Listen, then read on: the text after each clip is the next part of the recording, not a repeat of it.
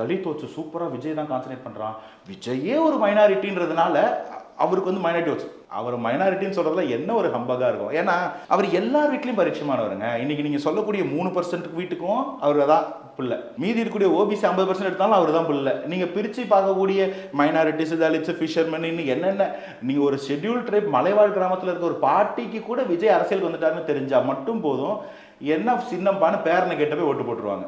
So Vijay வந்து இந்த மாதிரிலாம் வந்து ஒரு தனித்தனியாக பிரித்து இவர் அதுன்னு காட்ட ட்ரை பண்ணாதீங்க. அவர் எல்லாருக்குமான ஒரு பொதுவான ஆள். இந்த வாட்டியாவது எல்லாரும் ஒரு ஆளை பிரிச்சுக்காம பொதுவான ஒரு தலைவராக பார்ப்போம். ஏன்னா நம்மளுடைய சாபக்கேடு, படிங்கடா, படித்து நாட்டை காப்பாற்றுங்கடா அம்பேத்கர் சொன்னால் தலித் தலைவராகி விட்டுருவோம். லஞ்ச லாவணியம் இல்லாமல் ஊழல் பண்ணாமல் ஆட்சி பண்ணலான்னு காமராஜர் சொன்னால் நாடார் தலைவராக விட்டுருவோம்.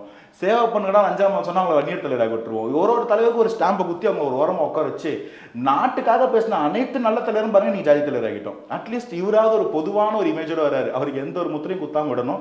இது